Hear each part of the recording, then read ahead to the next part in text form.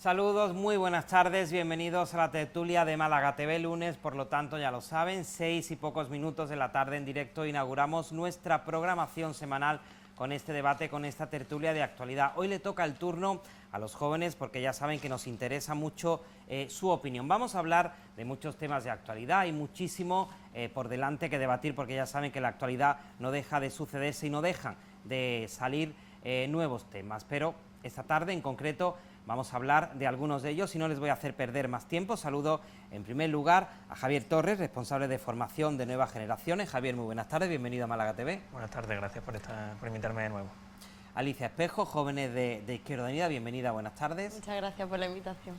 Por parte del Partido Socialista saludamos a su secretaria general de la Juventud de Socialistas, Ana Villarejo. Ana, bienvenida. Buenas tardes, David, y gracias por invitarnos una vez más. El placer es mío, por supuesto, teneros aquí a los tres y vamos a comenzar ya, pues si os parece, hablando con un tema del que se ha hablado en las últimas semanas, que ha sido el bono de alquiler puesto en marcha por la Junta de Andalucía. Ya saben, unas ayudas que la Junta da a los jóvenes, propuesta del Gobierno central y que se cerró ya la pasada semana tras superar las 14.000 solicitudes. En concreto fueron más de 17.000 los jóvenes pues que se animaron a pedir este bono de alquiler.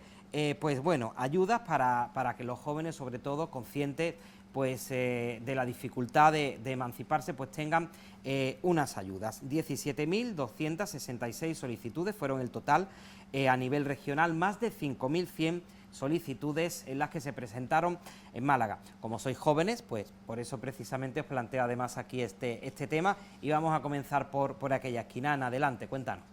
Bueno, pues la verdad que el bono alquiler por parte del Partido Socialista fue todo un logro a nivel de España por el Gobierno central. El único problema que hemos tenido que es que como en Andalucía todo se hace tarde y mal, pues evidentemente es cierto que no hemos tenido la repercusión que queríamos tener en nuestra tierra. No nos parece normal, la verdad, ni justo que los jóvenes de Andalucía hayan tenido que ser los últimos y las últimas en poder beneficiarse de este bono alquiler, un bono que es completamente necesario, y digo que es completamente necesario porque a la vista está que a los 3 días ya se habían completado todas las solicitudes. Y mi pregunta al compañero del Partido Popular es por qué el Partido Popular no ha puesto ni un solo euro para ayudar a los jóvenes a emanciparse. También me parece increíble que se haya puesto en marcha este bono de alquiler con una competencia que, bueno, era una concurrencia no competitiva. Con esto quiere decir que se beneficiaban las personas que echaran la solicitud primero, no las personas que le hiciesen más falta. Y la realidad de Málaga es una realidad brutal y mala a la hora del acceso al alquiler, porque Málaga es ahora mismo actualmente por encima de Sevilla la provincia donde el alquiler está más caro de toda Andalucía. Entonces tampoco entiendo cómo, siendo Málaga la provincia donde más caro está el alquiler de toda Andalucía, sin embargo no haya sido la provincia a la que más dinero se haya destinado por parte de la Junta para hacer frente a este bono alquiler. A ver qué nos comenta el compañero del Partido Popular. Siempre suelo seguir el mismo orden, pero si Alicia me permite, me la voy a saltar, ya que Ana, por alusiones, que conteste Javier y después vamos con Alicia. Javier, adelante. Bueno, a ver, decíamos que la compañera Ana decía que porque la Junta de Andalucía no había puesto más dinero y demás. Yo creo que eso también se lo tiene que preguntar, por ejemplo, al consejero de Fomento de Castilla-La Mancha, que es del Partido Socialista, que cito textualmente, según el diario.es, decía: el dinero lo aporta quien pone en marcha la iniciativa, es decir, si hay un número muy elevado de solicitudes y se plantea una ampliación, debe ser el Gobierno central quien amplíe los fondos.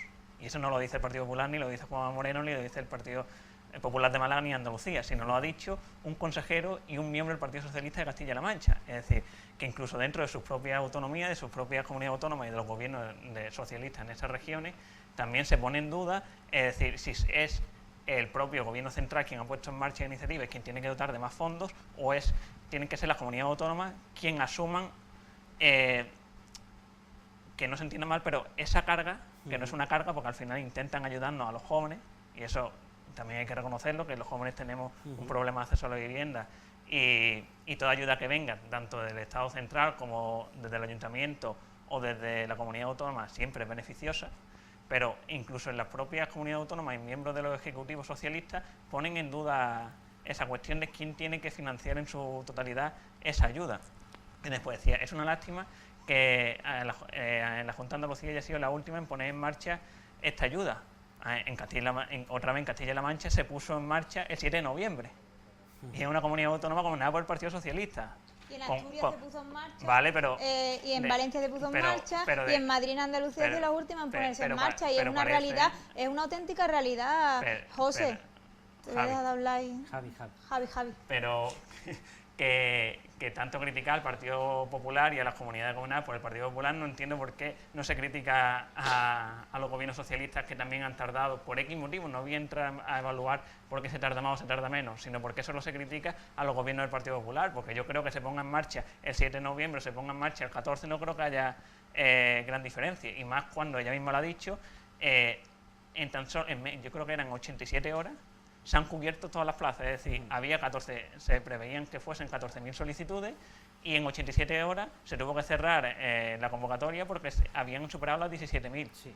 Es decir, entonces también... La diferencia del 7 de noviembre al 14 de noviembre es ninguna, pero la diferencia de marzo a noviembre, como fue, por ejemplo, comunidades autónomas como Valencia o Asturias, sí es mucha en comparación con la de Andalucía, y la de Andalucía no ha podido tardar más porque es que ya se agotaba la hora de ponerla en marcha. Y a todo esto, también remarcarte, Javi, que tú has dicho que en 3 días se ha acabado todas las solicitudes, cierto, y es verdad que ha tardado 3 días porque la web de la Junta de Andalucía estaba completamente saturada. Es que la gente se ponía a las 4 de la mañana el despertador para ver si a las 4 de la mañana podían echar la ayuda a la solicitud al bono alquiler. De verdad, no es necesario que la Junta de Andalucía no ponga ni siquiera 1 euro para incrementar esa partida presupuestaria que viene por parte del Gobierno de España y que tan necesaria es. A la vista está que es que en Andalucía en 3 días ha habido 14.000 solicitudes. Si es una cosa que hace falta, en vez de echar balones fuera y echarle la culpa al Gobierno, ¿por qué? Por ejemplo, con los 120 millones de euros que había ahorrado ahora con el impuesto de patrimonio, con ese dinero se podían haber invertido, por ejemplo, en el bono alquiler. Y evidentemente, pues Málaga, en vez de haber X solicitudes, se podría acceder al triple de solicitudes. Lo que pasa que, como siempre, el PP lo que intenta es quitar impuestos a los que más tienen y a los que menos tienen, pues una concurrencia no competitiva, que el que tenga suerte pues pueda echarlo y el que no tenga suerte pues que espera el año que viene. Contesta Javier si quiere y escuchamos después a Alicia también. ¿Por dónde empiezo? Que puede, yo entiendo incluso la crítica, aunque no esté de acuerdo, entiendo incluso la crítica, es decir, se ha puesto en marcha desde tu punto de vista tarde, ya no es posible ponerlo en marcha más tarde. Pero cuando critique, no solo critique, si dice que la diferencia es ninguna entre ponerlo en marcha el 7 de noviembre y ponerlo en marcha el 14... Yo estoy hablando de Andalucía, vale, pero no, igual Castilla-La Mancha o Madrid, a mí lo que me importa es los jóvenes de Málaga. No, porque si te da igual no haría referencia a otras comunidades autónomas. Tú has hecho referencia a Castilla-La Mancha, que has dicho que la ha puesto también muy tarde, y yo te he hecho referencia a Asturias o Valencia, que la ha puesto antes. Pero que a mí no me importa ni los de Asturias, ni los de Valencia, ni los de Castilla-La Mancha. A mí me importan los de Andalucía, sobre todo los de Málaga, que por cierto se han quedado mucha gente fuera. Bueno, pues... que acabo un momento, y con el tema de que daba problemas, que creo que ha dicho que daba problemas el tema de la web y demás. La web se colapsó porque, como bien explicó la consejera de Fomento el otro día en pleno, la web o el portal se configuró para que accediese o cogiese las solicitudes desde el pico más alto de las ayudas por alquiler que se pusieron durante el COVID. Y ese pico diario, cuando las ayudas esas se impulsaron y se convocaron, era de 3.000 solicitudes diarias. ¿Qué ocurre? Que no se esperaba que esta cantidad de solicitudes iba a superar a las del COVID, porque en el COVID la gente dejó de cobrar, la gente tenía muchos problemas económicos y demás, y se entendía que podía ser similar el nivel de solicitudes, o el nivel no ya es de solicitudes, sino el de cliquear en la web, porque decían, también le criticaban, es que dijo la consejera, es que había 300 y pico mil intentos de acceso a la web, y decían los miembros del Partido Socialista, son 300 y pico mil personas que intentan acceder a la solicitud individualmente. No, esos son 300 y pico mil no únicas personas, sino que también hay distintas personas que se cargan y se vuelve a recargar, y eso acaba colapsando la web. Yo creo que tampoco se puede dar lecciones de que la web se colapsó o no, cuando ya vimos lo que pasó con el bono cultural. Entonces, cuando se critique, primero nos miramos nosotros mismos y después criticamos a los demás. Después contesta Ana si quiere, pero Alicia, es tu turno, adelante. Sí, bueno, evidentemente el bono alquiler joven ha sido una medida que era necesaria, que se necesita, ya que se necesita combatir esa situación de emergencia que los jóvenes tenemos. pero sí es verdad que podríamos darle alguna que otra crítica, como sería pues que al final no es suficiente. Es una subvención para el rentista y hay que intentar combatir el rentismo a través pues, de parque público de vivienda, etcétera. Y además también pues faltaba lo que comentaba mi compañera, el destinar más dinero, sobre todo de la Junta de Andalucía, que es verdad que la página se cayó, está bien que contemplen eso, pero bueno, si miras al final los números de los jóvenes que tienen dificultad de acceder a la vivienda o que les cuesta mucho pagarlas, pues yo creo que se podía incluso prever que iba a tener más demanda de lo que creían. Es una medida necesaria, se tiene que seguir trabajando a través de aquí con políticas públicas en el que ponga a los jóvenes en el punto de mira, sobre todo en el tema del alquiler, pero sigue siendo insuficiente y hay que seguir luchando porque se dé más dinero, se aumente ese parque público de vivienda, que no beneficiemos siempre a los mismos, aunque evidentemente no es tan fuerte en esta medida, y seguir luchando y sacando políticas públicas que den solución a las necesidades que presentamos los jóvenes malagueños y malagueñas. Ana, ¿qué quieres añadir? Mira, Javi, los datos dicen que el 87% de la población joven de Andalucía no se pueden emancipar, menores de 35 años, ¿eh? Si de verdad ustedes pensabais que no iba a haber ese montón de solicitudes que habéis, es porque de verdad no estáis en la realidad de la gente de Andalucía. La realidad de la gente de Andalucía y la realidad de la gente de Málaga, joven, es que no pueden emanciparse. Es que un alquiler en Málaga vale entre 800 y 900 euros.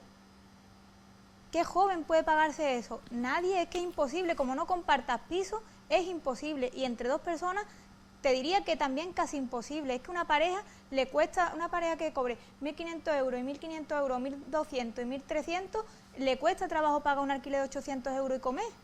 Y esa es una realidad. Y la Junta de Andalucía, ¿qué ha hecho en 5 años? Porque lleváis echándole la culpa al gobierno anterior desde que entraste y pues ya lleváis 5 años. Ya en 5 años ha dado tiempo a poner medidas en lo alto de la mesa. Y no habéis puesto ninguna, porque que yo recuerde, lo único que ha puesto el PP para los jóvenes en 5 años, que se dice pronto, en 5 años ha sido un bono para el transporte, que lo único que se pueden beneficiar es la gente de Málaga Capital, porque la de los pueblos no podemos beneficiarnos, y aparte de eso, lo que le quitaban era 12 céntimos cada vez que te montaban en el metro a un joven o a una joven.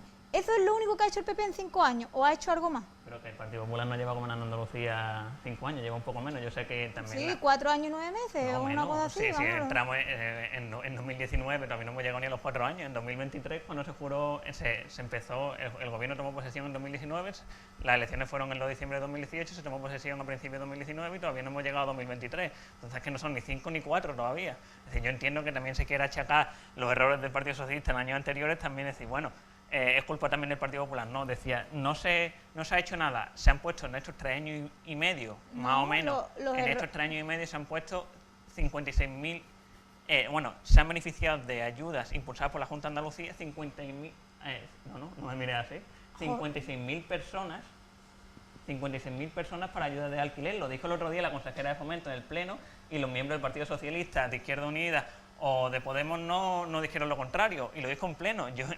Yo lo he cogido de las declaraciones que se hizo en el Pleno la consejera de Fomento. Y los miembros del Partido Socialista no le recriminaron que esa medida no fuese verdad. Entonces, si no le recriminaron, entendemos que todos que es verdad, ¿no? Que fueron en 3 años y medio, se han puesto en marcha 56.000, han sido 56.000 los beneficiarios. Decimos, no, es que hay que ampliar esa dotación. Bueno, pues quizás haya que ampliarla, pero hay que ver quién la tiene que ampliar, el gobierno central o las comunidades autónomas, porque ¿quién impulsa también esa medida? Es decir, lo que no puede hacer el gobierno, dice que las comunidades del Partido Popular echen balones fuera, pero el gobierno central, quien pone en marcha la medida no la gestiona y le dice, aquí viene este dinero, si te falta lo pones tú, yo no gestiono nada y vosotros la apañáis. Pues no, también tendrán que colaborar. Y como decía el consejero de Fomento de Castilla-La Mancha, es decir, si ves que es necesario, aumenta la capacidad, porque es que también se dice, y Andalucía lleva reclamando, junto con la Comunidad Valenciana, que hay ciertas comunidades autónomas que están carentes de financiación por parte del Estado, es decir, que reclaman más fondos de los que realmente le están correspondiendo. Y que Javi. hay fondos que no se han aportado de años anteriores. Y que queremos que se amplíen los servicios públicos, evidentemente. Y se están trabajando en ello y después hablaremos de ello con el tema de la sanidad, la educación y demás. Pero con reducción de impuestos precisamente eso no se da. Bueno, depende, porque es que decimos, Depende de qué. en los 3 años anteriores se han bajado impuestos y hemos visto que la recaudación ha aumentado, entonces se os cae, Sí, se pero os no, cae no. El piso se empieza a derrumbar porque dices, cuando bajen impuestos no se va a recaudar más, se baja impuestos y se recauda más. Javi, Entonces, ¿qué ¿cuántas quedamos? medidas ha puesto el PP para los jóvenes en los años que llevan, que ya Pero me es has que dicho? las medidas no son exclusivamente para los jóvenes las que llevan el tema de Pues jóvenes. el Partido Socialista ponía medidas para jóvenes, es como que- ha puesto el bono alquiler joven. Pero es que ¿Sabes bajar los cuánto- impuestos sabes? a las rentas bajas y medias, que desgraciadamente los jóvenes somos los que menos cobramos cuando cedemos un empleo, y eso es verídico, es decir, es innegable que los jóvenes, desgraciadamente, entramos a un empleo y tenemos el empleo más precario y cobramos menos que ninguno. Si baja, deflacta el IRPF y los que menos ganan van a pagar un poco menos, también son medidas para los jóvenes, aunque no Javi, estén tildadas ¿habéis o enunciadas con... Habéis tardado en nombrar el coordinador del Instituto Andaluz de la Juventud casi un año. Eso es lo que importa a la juventud. ¿Casi Si un habéis año? bajado, si habéis bajado, Casi si un habéis- año, pero si fueron las elecciones si en ha- junio. si habéis- bueno, 6 meses, ¿te parecerán poco? 7, 8, 9. Alicia, que quería también si han añadir algo. bajado el presupuesto del Instituto Andaluz de la Juventud para los proyectos que presentan los pueblos en la mitad, de 96.000 euros a 50.000 euros. Y eso es apostar por la juventud, me parece increíble. ¿no? Alicia, y cambiamos ya de asunto Sí, y o sea, yo avanzamos. quería remarcar Sí. lo que ha dicho Javi, y es que, o sea, basarse en la curva de Laffer para decir que se recaude más y tal, pues muchos datos empíricos y muchos estudios no tiene que lo avalen, ¿no?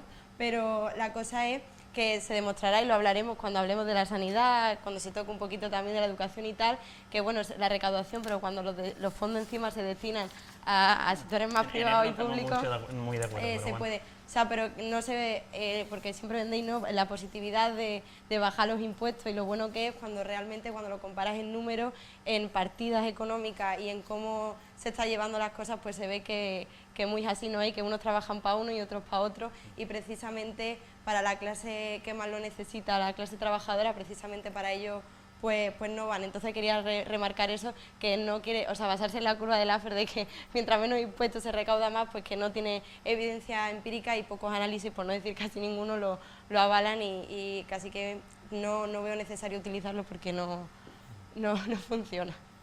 Bueno, vamos a hablar, como decía Alicia, de sanidad y de servicios públicos, porque este fin de semana, pues llamados a la movilización por Marea Blanca, pues en Andalucía se concentraron en varias provincias de nuestra región. En concreto, Málaga no protagonizó ninguna concentración, pero sí se desplazaron sanitarios malagueños a Sevilla, donde fue, pues digamos, la gran movilización. En esta ocasión, pues este colectivo pues reivindicaba la sanidad pública y se manifestaba en contra de la privatización. Y después ya, por hilar y unir los dos asuntos, también CESIF, la Central de Sindicatos Independientes de Funcionarios, se concentraba también la pasada semana, cerca del fin de semana, para reivindicar unos servicios públicos y de calidad, entre educación, sanidad y algunos servicios más, como puede ser también la justicia, pues cifraba en 45.000 la falta de efectivos en estos asuntos. ¿Qué os parecen estas movilizaciones? Y pues continúa Alicia en el turno de palabra. Alicia, adelante. Pues absolutamente necesario. Madrid al final, quiero poner el ejemplo porque fue increíble ver cómo tanta gente se manifestaba por algo que, si recortan en salud, recortan en vida, y yo creo que eso lo tenemos que llevar como lema principal, y Andalucía va por el camino que yo creo que pocos andaluces deseamos, y es que nos estamos encontrando pues con un colapso en la atención primaria. Se necesitan más médicos, se necesitan mejores condiciones laborales para ello, está aumentando la privatización, y por recalcar varios números, pues el 31 de diciembre veíamos que fueron despedidos 12.000 sanitarios, 8.000 sanitarios en noviembre de los contratos COVID, y bueno, estamos pendientes de 12.000 que se les acaba el contrato en diciembre, y tiene poca perspectiva de que vuelvan a ser otra vez contratados. Es importante salir a las calles, es importante hacerlo, de hecho es necesario que lo hagamos todas y todos. Desde Izquierda Unida acudimos a dicha manifestación, y es que eso, recortar en salud es recortar en vida y no podemos permitir que se derive más dinero a los hospitales privados, a la sanidad privada, que se venda como la colaboración público-privado, cuando hay estudios que no indican eso, que simplemente se sostienen igual o incluso peor que si la gestión se hace íntegramente dentro del sistema sanitario público, y que necesitamos salir a las calles, que esto no puede seguir así y que sin sanidad no hay nada, sin sanidad pública no hay nada. Javi. Que yo creo que es que no estoy nada de acuerdo en lo que dicen las compañeras en este tema, como no podría ser de otra forma. Que yo creo que si hay un gobierno de la Junta de Andalucía que ha apostado por la sanidad pública, y ahora daré los datos correspondientes, es el gobierno de Juanma Moreno. Y dice, ¿por qué dice eso? Si es que la sanidad pública está peor que nunca. Bueno, vamos a verlos con los datos. Es decir, en el año 2018, el último año en el que se elaboraron unos presupuestos por parte del gobierno socialista de la Junta de Andalucía, el presupuesto, la partida en sanidad, era de 9.842 millones. Y el presupuesto de sanidad para el año 2023 es de 13.837 millones, es decir, casi 4.000 millones de euros más. Perdona que te interrumpa, pero es que el que aumente la partida no quiere decir que ese dinero vaya íntegramente al sistema sanitario público andaluz, porque estamos viendo que un 33% se estima que se va a dedicar al sector privado. Pero o sea, quería indicar ese matiz, vale, perdón, continúa. Te voy a seguir dando datos. Sí, claro, la inversión media por andaluz en sanidad es de 1.629 euros, siendo la cifra histórica de inversión media por sanidad más alta en Andalucía en la historia. Después se dice, es que hay menos trabajadores que nunca. Yo creo que en el último verano se alcanzó el pico en el que se ha dado un número mayor de empleados, de trabajadores sanitarios empleados en el sistema de servicios andaluz de salud, eran 130.000 trabajadores sanitarios contratados por la Junta de Andalucía. Es el mayor dato histórico de empleados en la sanidad pública andaluza. Pero es que de media tenemos 125.000 empleados de media en este año en la sanidad pública andaluza, 30.000 más que en el año 2018. Es decir, si tan mal se está haciendo por parte del gobierno de Juanma Moreno, ¿cómo tenemos estos datos? Decía, es que la atención primaria está también muy mermada. Evidentemente, la atención primaria está mermada, pero no está mermada de ahora, está mermada de hace tiempo. Y de hecho, fue un tema relevante en los debates electorales en las pasadas elecciones, cuando los candidatos discutían y Juanma Moreno decía, es necesaria una reforma estructural de la atención primaria en Andalucía. Y se está trabajando en ello, pero no se puede cambiar o solucionar todos los problemas que no se han solucionado en 40 años en 3 años y medio. Es imposible, es que es imposible. Entonces, hay que, evidentemente, y también hay que ser en esto autocrítico, ¿es mejorable la situación de la sanidad? Pero en cualquier lugar del mundo es mejorable. Lo es en Madrid, lo es en Extremadura y en Andalucía. Eso yo no lo voy a negar. No lo voy a negar, es mejorable, y yo creo que incluso cuando el presidente de la Junta de Andalucía dice es necesaria una reforma de la atención primaria en Andalucía, está diciendo, oye, hay cosas que mejorar, si no fuese necesaria la reforma sería porque todo está perfecto, pero no es así. Entonces hay que seguir trabajando en ese sentido, pero no se pueden negar los datos, y es que tenemos mayor inversión en sanidad pública por habitante que nunca, tenemos más médicos contratados que nunca la sanidad pública andaluza, y las partidas presupuestarias en sanidad son más altas que nunca. Entonces quiero que también se tenga en cuenta eso, porque no es que la sanidad pública andaluza haya sido mermada, sino que han sido aumentados todos los presupuestos y todas las partidas destinadas a esto. También había un incremento del 25% en las derivaciones de pacientes a hospitales concertados, que esto depende cómo se mire, ojo, cuidado, ¿eh? Bueno, Ana, ¿qué da tu David, opinión al respecto? Yo no sé dónde irá esa cifra de dinero que está diciendo el compañero Javi, los presupuestos, pero yo lo que sé es que en Carranque, en mi centro de salud, yo he tardado 9 días en poder ir al médico. Y eso es una realidad, ¿eh? 9 días en poder ir al médico. Cuando fui ya me había quitado resfriado. Ya me había tomado yo mi paracetamol y todo. Fui porque me tosía mucho, digo, a ver si tengo bronquitis o algo de eso, pero yo ya el resfriado me la había quitado.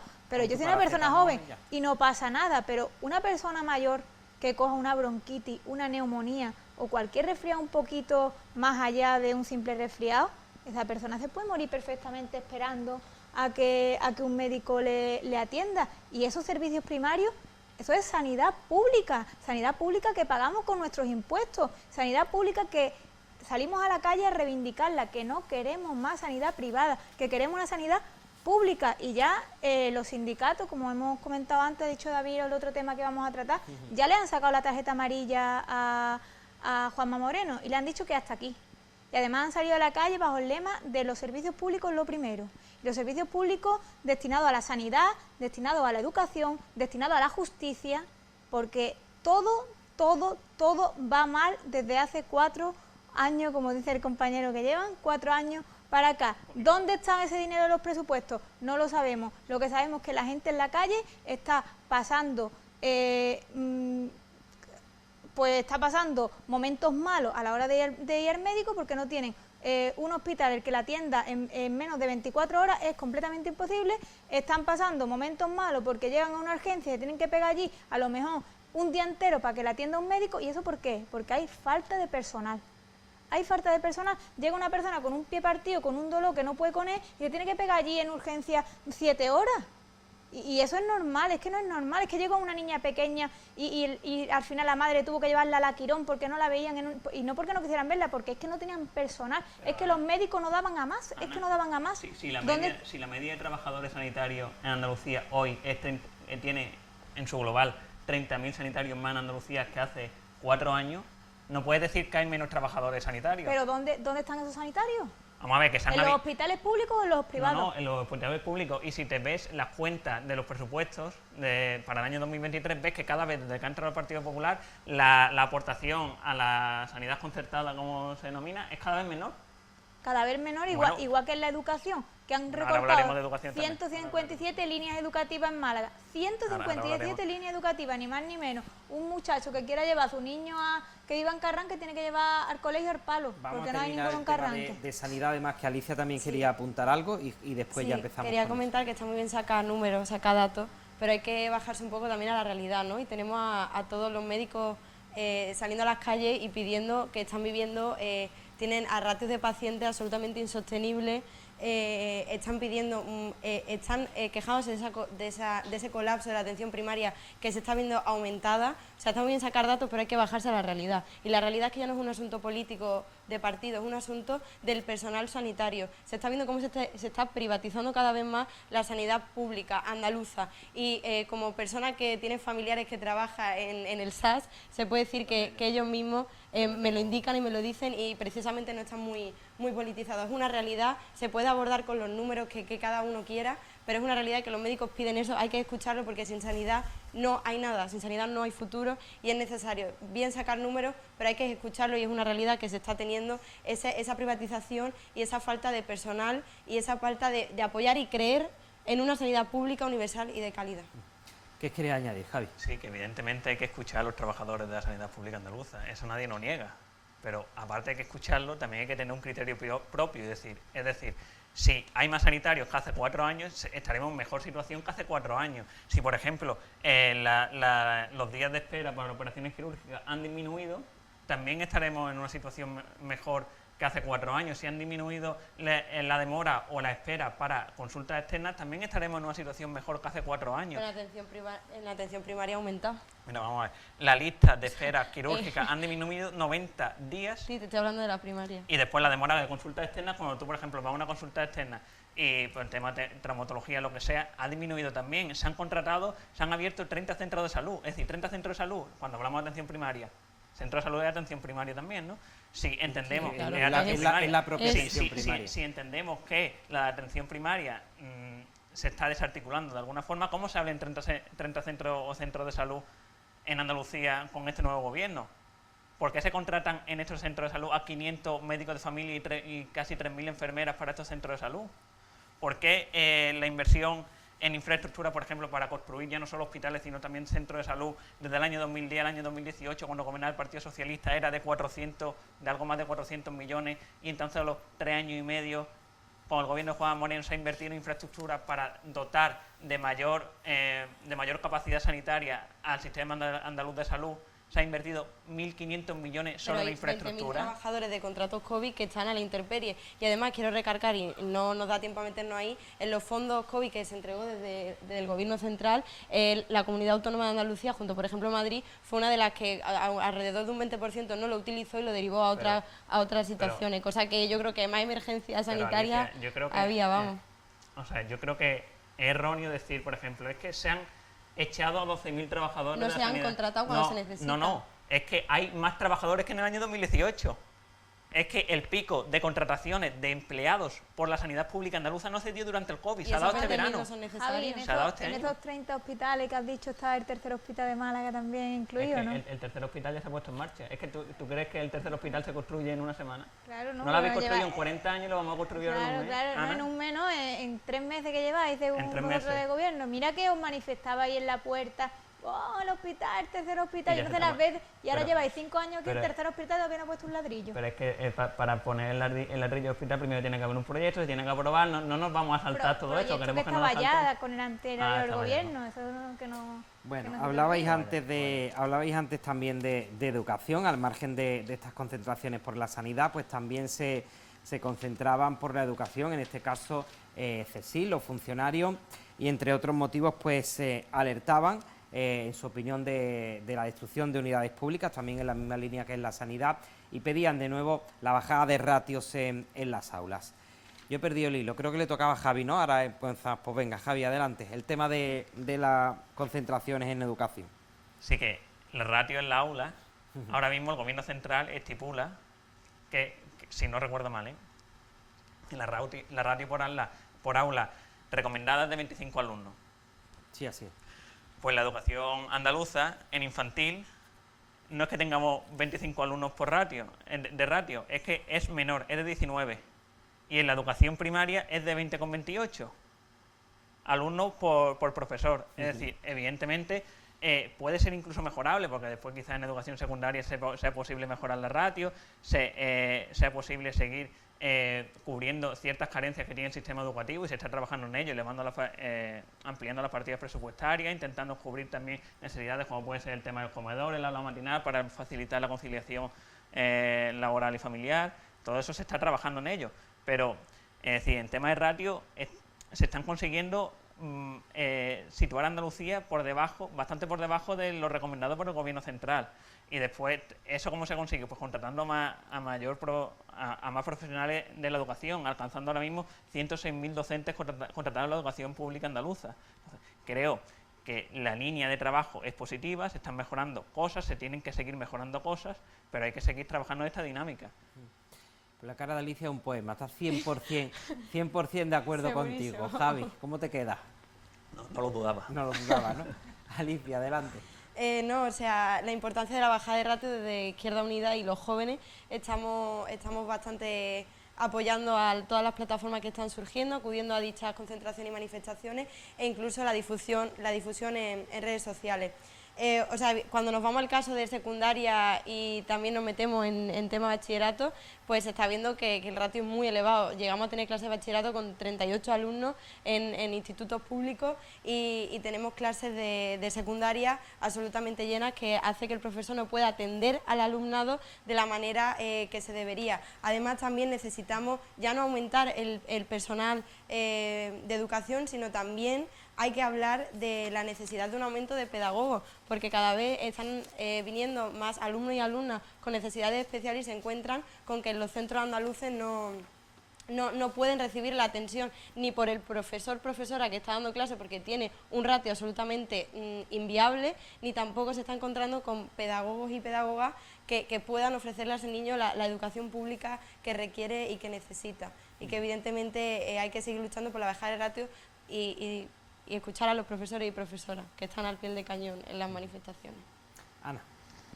Yo la verdad que escucho tantas cifras de Javi que me sorprende, porque no sé si es que yo estoy muy metida en la realidad y lo veo todo tan de cerca, o es que no estoy informada de las cifras, porque la verdad que me asombran bastante, y no sé si los sindicatos se manifiestan por gusto, porque la verdad que como ha anunciado ya el sindicato, dijo que esta iba a ser la primera de muchas manifestaciones que iban a hacer, y que esta era la primera en el calendario.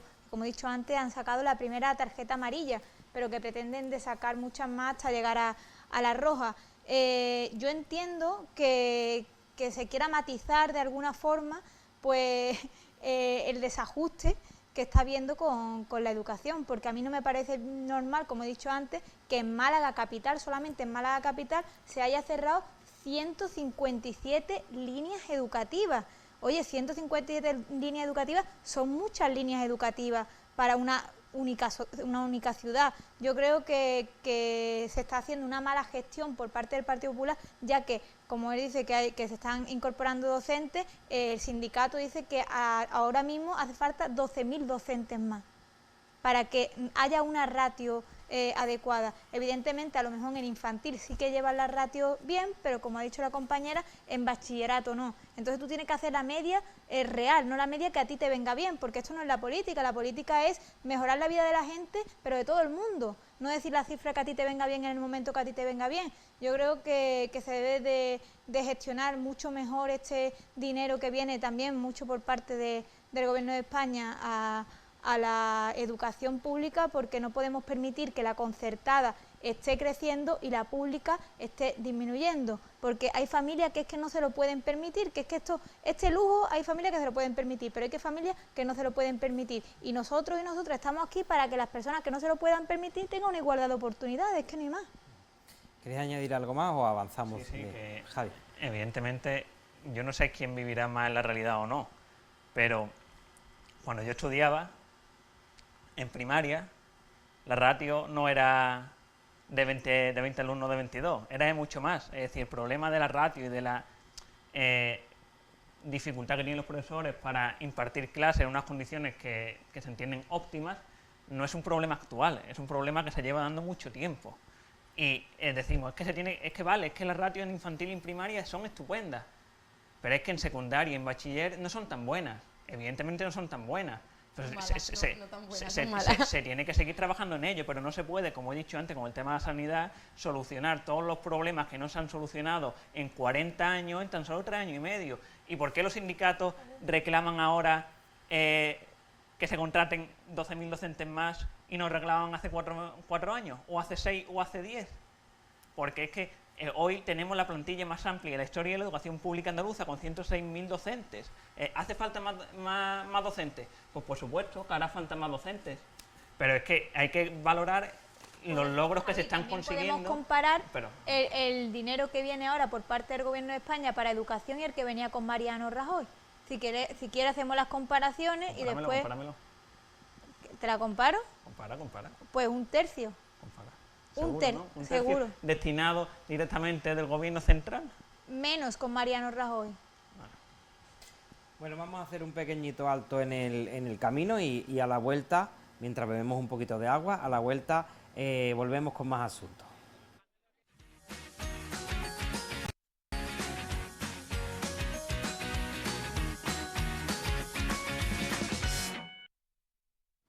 Ya estamos de vuelta y nos interesa también la opinión de la juventud de la ley del solo sí es cierto que llevamos ya tiempo hablando y que lo hemos tratado ya en esta tertulia, pero la opinión de los jóvenes en este aspecto es muy importante porque nos interesa su visión. La polémica, al margen de los asuntos que incorpora esta ley, se encuentra ahora en la revisión de condena de las personas por abuso sexual. Al parecer, o según establece la ley, una serie de horquillas entre los años de pena, pues podría bajar, según el caso, esta pena. Aquí está, en estos momentos, pues una de las principales polémicas y quiero saber vuestra opinión como colectivo juvenil. Ana, adelante.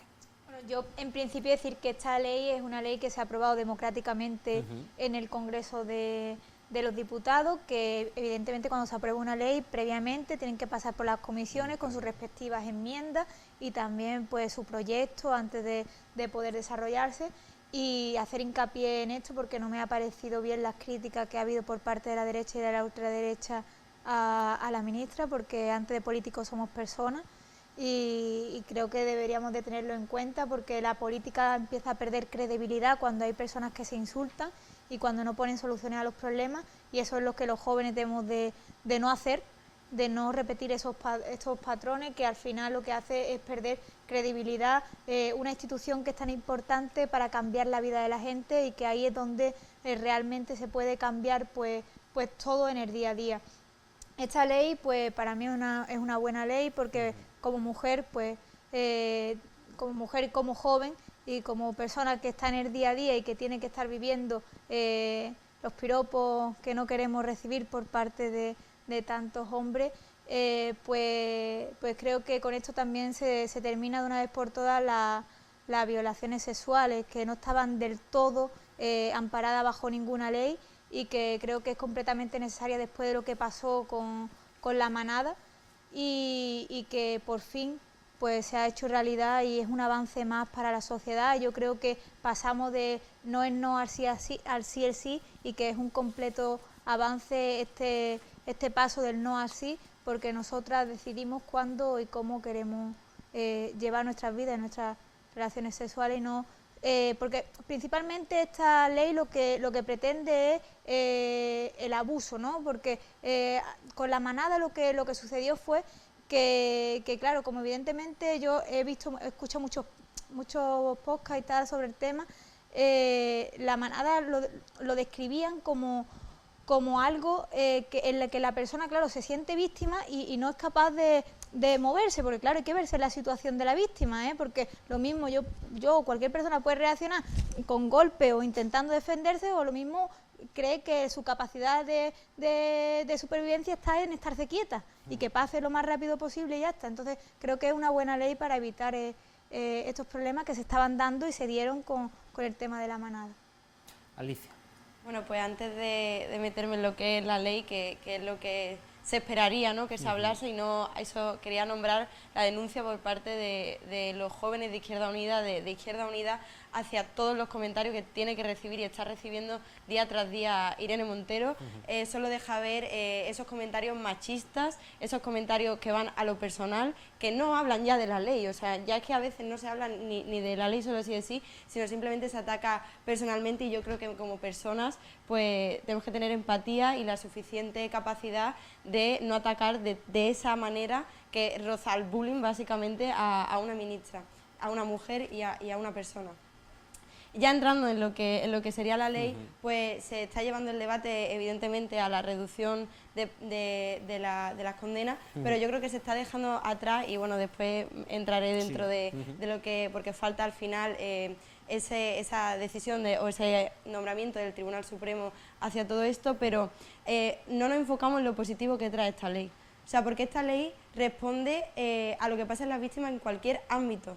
Las cuestiones digitales, que ahora también se condena no solo al que graba, sino al que lo difunde. Y creo que esto es algo de lo que no se habla y que es tan importante, y que las víctimas que están sufriendo esto, pues está viendo que por fin pueden llegar a tener algo de justicia en ese aspecto. La ley se refiere a violencias sexuales en plural, aborto forzado, mutilación, acoso callejero, te lo incluye ya dentro. También permite que haya centros específicos de atención a violencias sexuales de 24 horas. Esta ley no solo te da cuando una vez te ha pasado, es que tiene una prevención del antes, del durante y del después, cosa que es un avance absolutamente increíble para todas las mujeres de España.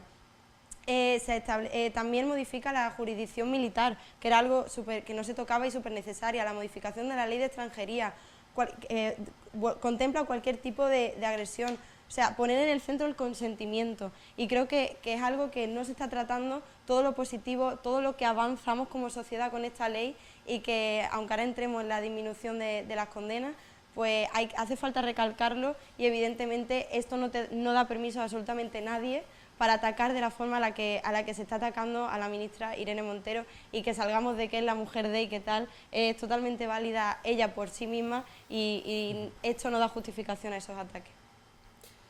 Javi. Yo evidentemente, como no podría ser de otra forma, estoy totalmente en contra de todos los ataques personales, ya se viertan de un partido o de otro, hacia una ministra, hacia una alcaldesa hace años por ser mujer de, o hacia una vicepresidenta del gobierno cuando tenía un hijo. Es decir, cualquier tema de ataque personal a una persona que se dedique a la política, para empezar, desincentiva que personas que realmente tengan vocación de servicio público se dediquen a la política, ya esté de acuerdo o no con sus ideales, y también que al final son muchas, son las familias sus familias son las que al final sufren estos ataques, no solo esas personas. Entonces estoy totalmente en contra, igual que las compañeras, en esos ataques a cualquier persona y de cualquier partido político.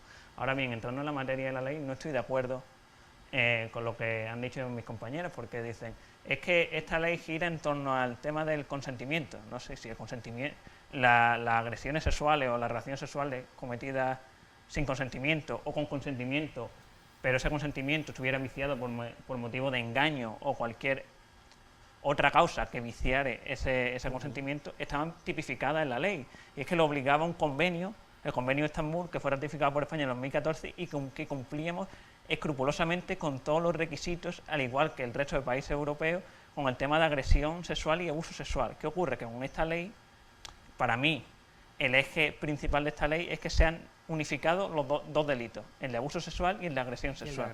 Entonces, se han reducido ciertas penas. Podríamos estar de acuerdo en si es positivo o no reducir ciertas penas. Hay distintas vertientes ya doctrinales en si es positivo o no reducir esas penas o no. Pero el problema es que si reduce esas penas y no han metido, que es un problema técnico, que no han metido una disposición transitoria en la ley, que es normalmente cuando se hace una reforma legislativa y se van a reducir las penas de cualquier tipo, se mete una disposición transitoria para evitar que la reducción de penas afecte a esas personas que han sido condenadas anteriormente. ¿Qué ocurre? Que no se ha tenido en cuenta, a pesar de que el Consejo General del Poder Judicial se pronunció al respecto, partidos de la oposición como el Partido Popular se pronunció al respecto, asociaciones de jueces y fiscales también, algunas se pronunciaron a ese respecto, juristas de reconocido prestigio también se pronunciaron a ese respecto. Es decir, se ha obviado cualquier opinión técnica por parte de juristas por entender que no tienen formación o que se le califica como la derecha, los jueces que están reduciendo las penas que son de derecha, cuando no se sabe que o no tiene formación suficiente, cuando no saben realmente que los jueces cuando van a la escuela judicial en Barcelona tienen muchísima formación en temas de violencia de género. Es decir, entonces hablar en esos términos yo creo que es un error, y lo que hay que debatir realmente es positivo que se reduzcan las penas, y si es positivo y no se quería que se redujesen las penas a las personas que ya habían sido condenadas, ¿por qué no se ha metido la disposición transitoria? ¿Por dejadez? ¿Por falta de quizás de humildad y aceptar un consejo, ya sea el Consejo General del Poder Judicial, el que quiere reformar, o por partidos de la oposición? ¿Por qué no has aceptado quizás esos consejos o esa oposición en parte a esa ley para hacer tu ley más fuerte? Si realmente querías reformar, lo que ocurre que ahora está totalmente entredicho, porque vemos como el abogado defensor de los miembros de la manada ha anunciado ya que va a solicitar la reducción de penas. Se están dando reducciones de penas en todas las comunidades autónomas. Hay pronunciamientos de distintos tribunales y distintas audiencias que dicen que sí van a seguir bajando penas, otras dicen que no, están creando divergencias ya en los jueces y no hay unificación de doctrina. Ahora se te va a tener que pronunciar el Tribunal Supremo, y ahora todo, nunca se ha tenido en cuenta eso está generando inseguridad jurídica, y ahora la solución por parte del gobierno es decir, no, es que los jueces son machistas, y después por parte del portavoz del Grupo Socialista, Pachi López, decir, no, si se están reduciendo penas, ahora lo que tenemos que hacer es crear o elaborar una nueva ley para que se vuelvan a aumentar, cuando saben que en el artículo 9 de la Constitución te dice que es imposible que la irretroactividad de las leyes o de las disposiciones sancionadoras no favorables. Entonces, se habla del desconocimiento por no ni siquiera tener en cuenta opiniones o consejos aportados por personas que no entienden ellos, que son de su ideología, y al final han ideologizado tanto una reforma del Código Penal que debería, o desde mi punto de vista, debería tener un consenso mayoritario, y tenemos una situación de inseguridad jurídica total, de que ahora las mujeres se sienten más inseguras porque ahora al unificar el abuso y la agresión sexual en un solo delito, realmente las personas que discuten esa unificación dicen, entonces la persona que en su momento abusara, ahora ya agrede sexualmente, porque le da igual. Es como cuando se dice, si tipificas una violación igual que un asesinato, la persona que viole ya la va a asesinar directamente, porque la pena va a ser igual, va a ser la máxima. Por eso no se puede tipificar la violación y el asesinato al mismo grado. Si unificas el abuso y la agresión al mismo nivel, puede ocurrir eso también. Entonces, creo que la ley es una aberración jurídica total. Se debería entrar en quizás reflexión por parte del gobierno y asumir errores. No pasa nada, se equivocan. Ahora intentar qué soluciones se pueden acometer, que ya hay pocas, pero intentar por lo menos dar alguna solución y plantear seguridad a las víctimas. que es lo más importante. Alicia, que pedía también la palabra. Sí, o sea, se ha tocado aquí varios temas que me gustaría nombrar. El primero es que si evidentemente, o sea, el objetivo de esta ley es en que las mujeres nos sintamos más seguras y que podamos tener la seguridad que debemos tener. Entonces, evidentemente, no se ha hecho con ninguna mala intención. Si ha habido cualquier cosa, pues yo creo que tenemos suficiente gestión autocrítica como para intentar solucionarlo dentro de lo que se pueda. En lo que respecta a los jueces, evidentemente todos somos personas, cada persona tiene su idea, tiene su interpretación y bueno, sabemos que el derecho es otra cosa, no, pero es a base de interpretaciones. Yo creo que no está bien decir que todos los jueces son X, pero evidentemente tenemos casos, tenemos ejemplos en el que el machismo está en muchos jueces, por desgracia, y ojalá cada vez sea menos, y eso es algo pues que es bueno nombrar porque son humanos, tienen ideas y es imposible dejarlas al lado, y el derecho al final se basa en interpretaciones. En lo que respecta a la disminución, bueno, hay que ver qué comenta el Tribunal Supremo, qué se decide ahí, porque bueno, también hay magistrados de mérito del Tribunal Supremo que han hablado, y también con bastante prestigio, como comentaba, que justo decía que esta ley no tenía nada malo en ese momento, en ese aspecto, y que bueno, también en el Código Penal pues está la disposición transitoria segunda del Código Penal, que por ahí pues hay tribunales como el de La Rioja que han decidido que la interpretación con el nuevo código pues se mantengan las mínimas. Entonces yo creo que se está dando mucho miramiento a lo malo que es esta ley, a que las mujeres incluso nos podamos llegar a sentir más inseguras en el hecho de denunciar, cuando creo que absolutamente es todo lo contrario, sino que tenemos que estar más seguras y que vamos a tener una atención tanto antes como durante como después, y esperar y no alzar tanto y dar tanto miedo a la población y sobre todo a las mujeres, y esperar a ver qué indica el Tribunal Supremo, y de ahí pues trabajar para que evidentemente esta ley tenga el objetivo que queremos todas que tenga. Continuaremos hablando de la actualidad de esta ley. Si queréis añadir algo más, si no hablamos de un tema que tiene también, puede tener algo que ver, como es la violencia de género. El pasado viernes se celebró, se conmemoró, mejor dicho, el 25N, el Día Internacional contra la Eliminación de la Violencia hacia las Mujeres. Es una gran manifestación, al igual que en el resto de provincias del país. Recorrió el centro histórico de Málaga. El lema este año, Vivas nos queremos, y llamaba pues poderosamente la atención pues esa lista, ¿no?, enorme de mujeres asesinadas que ahora las veremos también en las imágenes.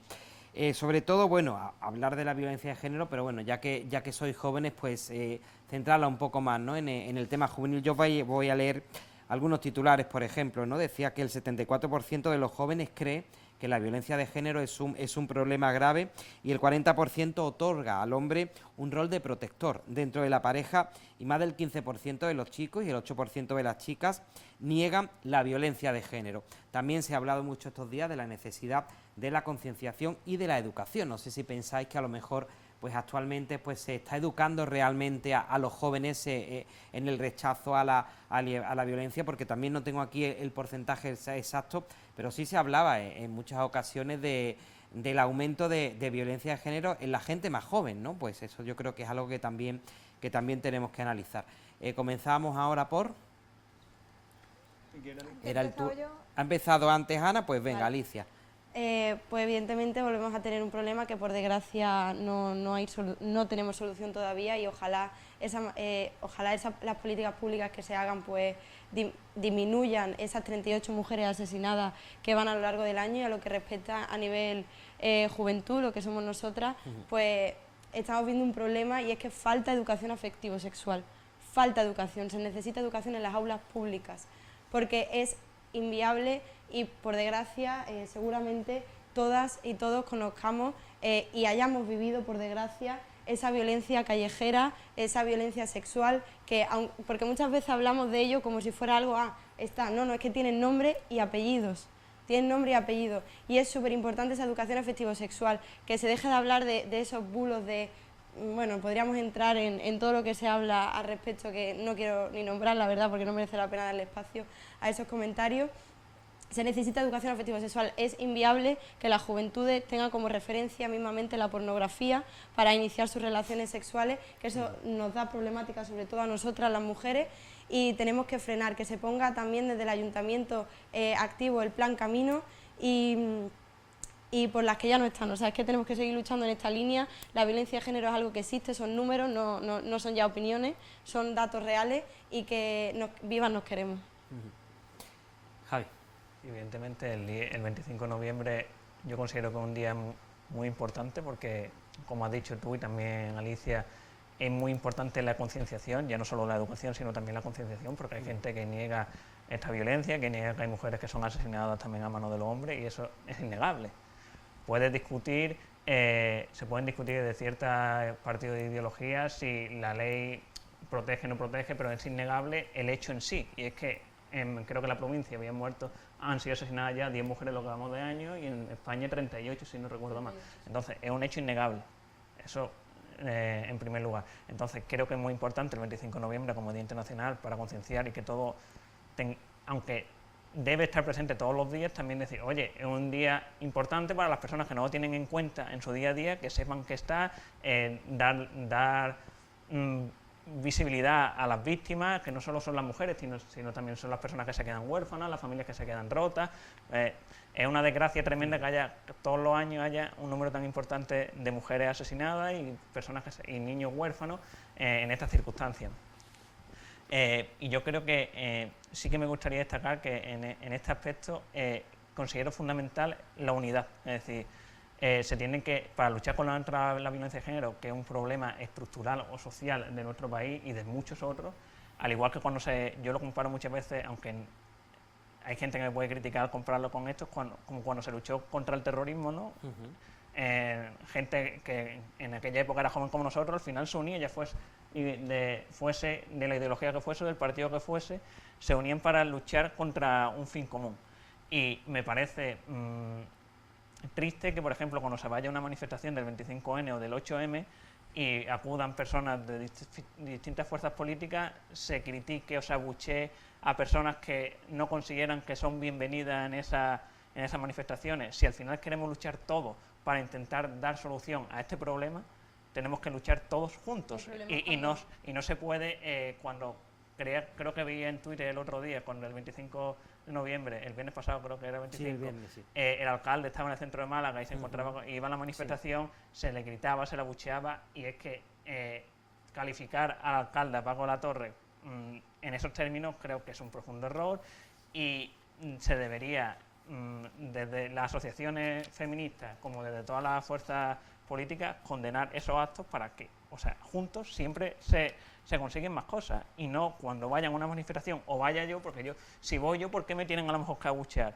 Pues no, todos tenemos cabida en la lucha contra estos fines comunes que son tan importantes. La unidad, pero muy complicado cuando al final acabas pactando con partidos que reniegan de esa violencia de género, que no estoy a favor evidentemente de los bucheos. El feminismo es de todas y de todos y luchamos por todas y todos, y sobre todo por todas, pero claro, es difícil, ¿no?, concentrarse en algo cuando en los hechos y en lo que se dan son pactos con agentes y con partidos que reniegan de esa violencia. Se tendría que tener en cuenta que a lo mejor cuando va una persona, ya sea del Partido Popular o de cual sea, que a lo mejor el Partido Popular incentivó junto con el Partido Socialista hace unos años el Pacto de Estado por la Violencia de Género, se tendría que tener en cuenta que dices que ha pactado con X partido. Bueno, pero es que el Partido Popular no ha derogado ninguna ley que vaya en contra o perjudique a las víctimas de este tipo de violencia. Sí, pero muchas veces calla cuando no hay que callar, que eso también. Yo creo que eso es hacer un flaco favor a lo que yo estoy diciendo. A mí la verdad que yo escucho a Javi y me encanta escucharlo, porque es verdad que yo sí que estoy totalmente en contra de los abucheos, independientemente de las personas que vayan a la manifestación, porque cada persona que vaya a una manifestación suma, independientemente del partido político del que sea, pero sí que me extraña que Javi diga eso cuando las nuevas generaciones, muchos años, el 8 de marzo, ha puesto una charla a la misma hora que la manifestación sobre Semana Santa. Entonces la verdad que me sorprende que se diga esto de la unidad, que me encantaría de verdad que nos uniéramos todos, porque al final, como él ha dicho, es la única forma de combatir esta lacra social que tanto daño está haciendo a la sociedad. Son ya 1.167 mujeres las que han sido asesinadas desde que se contabilizan en 2003, más de 2 millones de denuncias interpuestas, más de 500.000 de órdenes de protecciones, y 47 niños y niñas que han fallecido, pues víctimas de sus padres pues por violencia machista. Me parece la verdad o violencia de género en este caso, porque también hay que contabilizarlo todo, y me parece la verdad que muy mal que haya gente que no se suma a estas manifestaciones, porque es que nos están matando por el simple hecho de ser mujeres. Es que no hay otro argumento, que nos matan por el simple hecho de ser mujeres. Por eso desde Juventudes Socialistas pues estamos con un objetivo claro, que es el de violencia cero, y es lo que trasladamos al partido y el que trasladamos pues a donde tenemos que trasladarlo.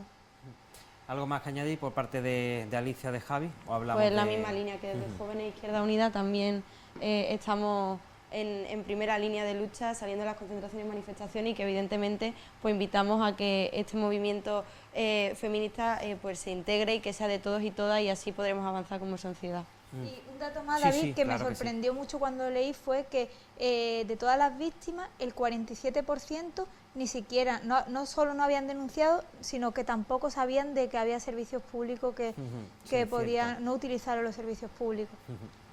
Bueno, quiero conocer también vuestra opinión de un proyecto municipal que se presentaba ya el Ayuntamiento hace algún tiempo, el diseño del Plan Litoral. La pasada semana conocíamos el diseño que había ganado el concurso para establecer los espacios públicos. Ahí tenemos en imágenes, pues por ejemplo, parte de ese diseño. Se llama Ecosistema Litoral, ese es el título que tiene ese diseño. Incorpora 70.000 metros cuadrados de zonas peatonales, cobra gran protagonismo la Plaza de la Marina. Desde allí, durante todo el Paseo de los Curas, se pretende soterrar el tráfico, pues para ganar espacio a la ciudadanía. El puerto se integra también en la ciudad, y la Plaza de la Marina, como les decía, se reforma pues totalmente para acoger de manera subterránea pues una estación de autobuses y un nuevo intercambiador. ¿Qué os parece este proyecto? Que bueno, está pues ahora mismo empezándose, pero ya hemos tenido la oportunidad de ver las primeras infografías. Javi, adelante. Yo considero que este proyecto es vital. Te encanta a ti.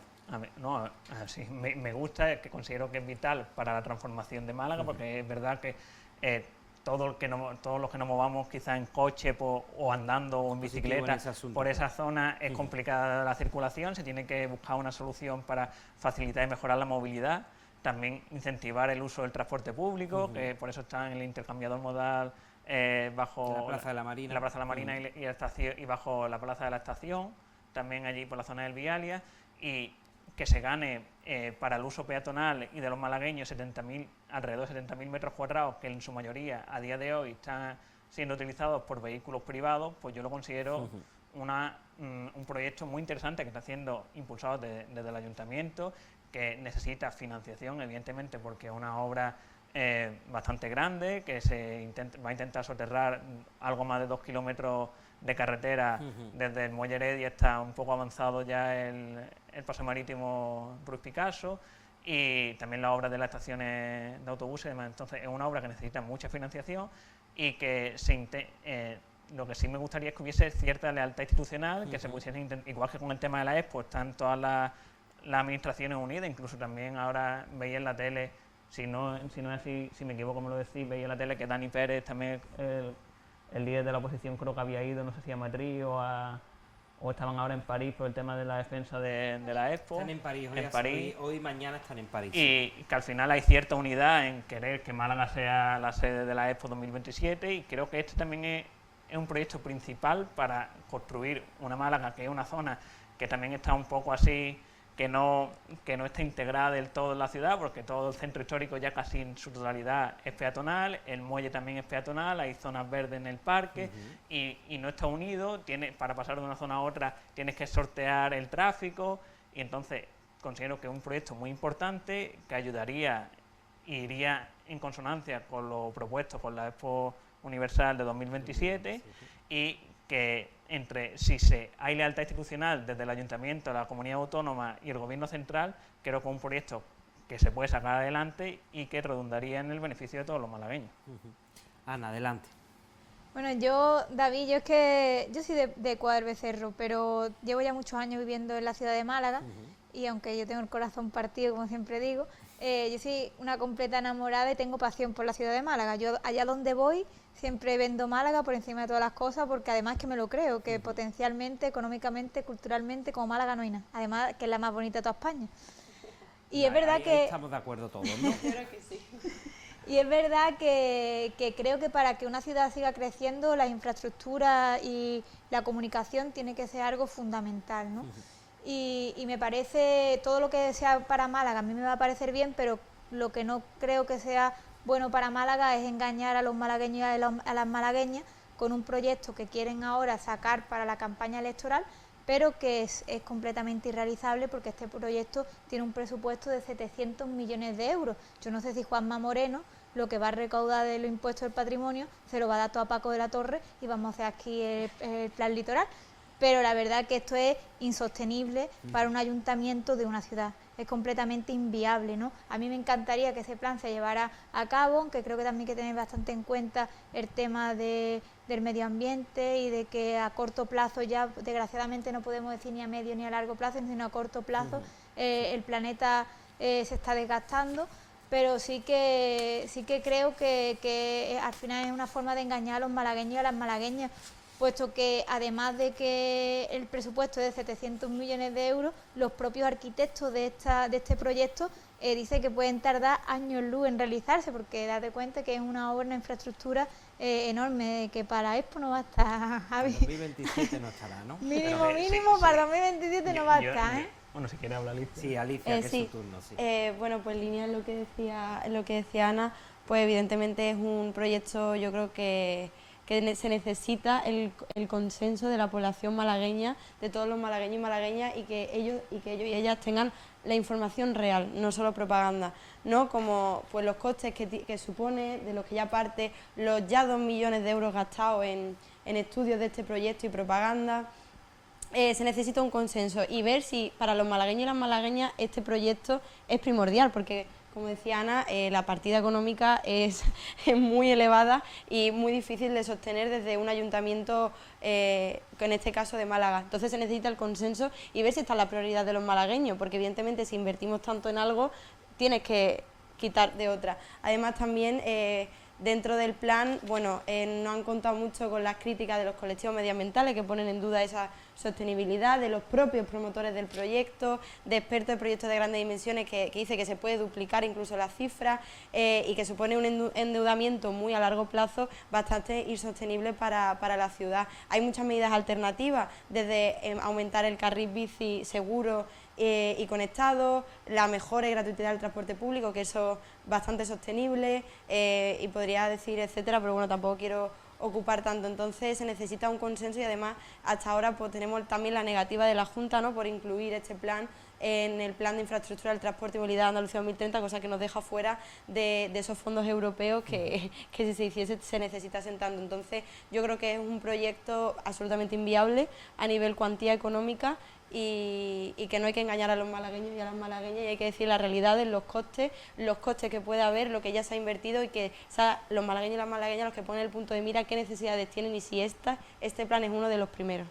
Yo añadir todavía lo que ha dicho la compañera, que también hay muchos barrios de Málaga y distritos de Málaga, como es Churriana, Campanilla, el Puerto de la Torre, que no están bien comunicados y que creo que también ahí se podría hacer una inversión que con esos 700 millones pues... Y que los barrios malagueños están un poco olvidados, ¿no?, y que se necesita esa inversión tan grande. O sea, tengo una lista más, pero bueno, que es mucho dinero que se puede invertir y realizar muchas políticas públicas que realmente beneficie directamente, incluso en sostenibilidad, a la población malagueña.